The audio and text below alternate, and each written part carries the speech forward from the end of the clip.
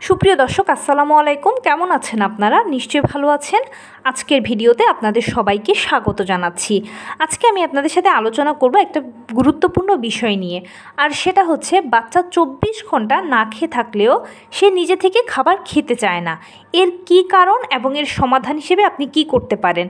তাহলে চলুন মূল ভিডিওতে যাওয়া যাক।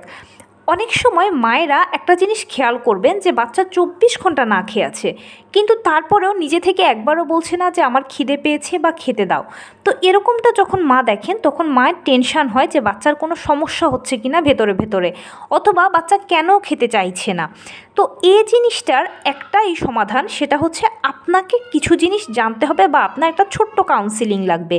সেটা হলো যে দেখুন, আপনার বাচ্চা ঘুম থেকে ওঠার পরে রাতে ঘুমানো পর্যন্ত, আবারও বলছি সকালবেলা ঘুম থেকে ওঠার পরে রাতে ঘুমোতে যাওয়া পর্যন্ত এক গ্লাস পানিও খায়নি বা কিচ্ছু খায়নি, একটা দানাও দাঁতে কাটেনি।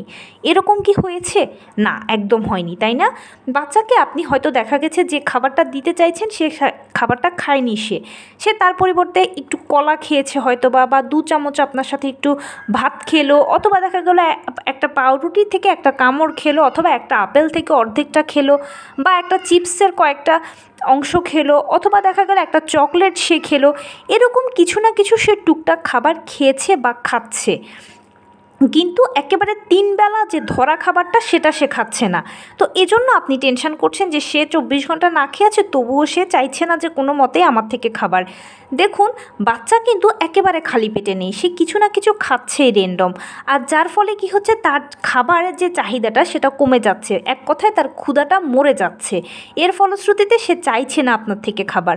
অথবা আপনি হয়তো তাকে সকালের ব্রেকফাস্টটা করাতে গিয়ে ব্যর্থ হলেন, তখন কিছুক্ষণ পরে তার জন্য একটা পেন কেক নিলেন, সেটাতে খাওয়াতে আপনি ব্যর্থ হলেন। এরপরে আপনি তাকে হয়তো একটু স্যান্ডউইচ দিলেন, সেটাও তাকে আপনি ফুল খাওয়াতে ব্যর্থ হলেন, কিন্তু সে কিছু না কিছু এক কামড় হলেও সেখান থেকে নিয়েছে।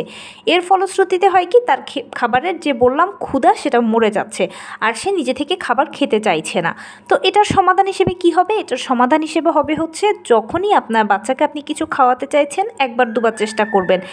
এরপরে যদি দেখেন যে না, বাচ্চা খাচ্ছে না, আপনি খাবারটা ছেড়ে দেবেন, আর তার পেছনে জোরাজুরি করবেন না, ছোটাছুটি করবেন না। আপনি তাকে আর কোনো খাবারও দেবেন না। এরপরে সে খেলাধুলা করা, দৌড়োদৌড়ি, ছোটাছুটি করার পরে তার যে একটা শরীরের এনার্জি লস হবে, এই এনার্জি লসের ফলে তার অটোমেটিক খিদে পাবে। খিদে পাওয়ার পরে সে যখন আশপাশে তাকিয়ে দেখবে যে না, কোনো খাবার নেই, তখন অটোমেটিক সে আপনার কাছে গিয়ে বলবে খাবার দাও বা খাবার চাই, বা সামনে যে খাবারটা পাবে সেটাই খাবে।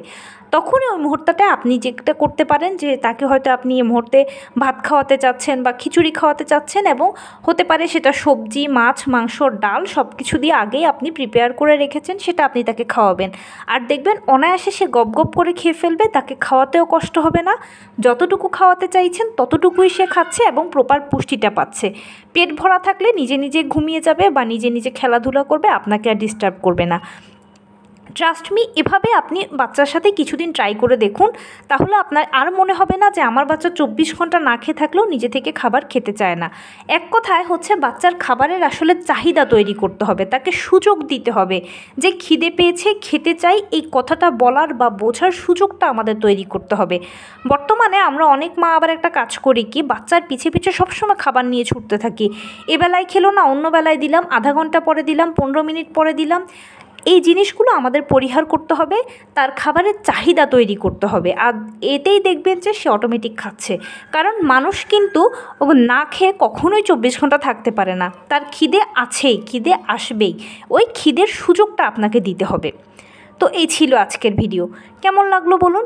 যদি ভালো লেগে থাকে ও হেল্পফুল হয়ে থাকে তাহলে প্লিজ লাইক, কমেন্ট, শেয়ার করতে একদম ভুলবেন না। আর সেই সাথে আমার চ্যানেলটিকে সাবস্ক্রাইব করার বিনীত অনুরোধ রইল। পাশে থাকা বেল আইকনটি ক্লিক করে দেবেন, যেন আমি ভিডিও আপলোড করার সাথে সাথে আপনারা নোটিফিকেশান পেয়ে যান। যদি কোনো প্রশ্ন থাকে কমেন্টসে জানাবেন, আমি রিপ্লাই দেব।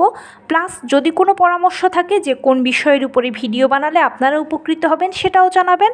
আমি আপনাদের পছন্দের সর্বোচ্চ প্রায়োরিটি দেব। ভালো থাকবেন, সুস্থ থাকবেন। আসসালামু আলাইকুম।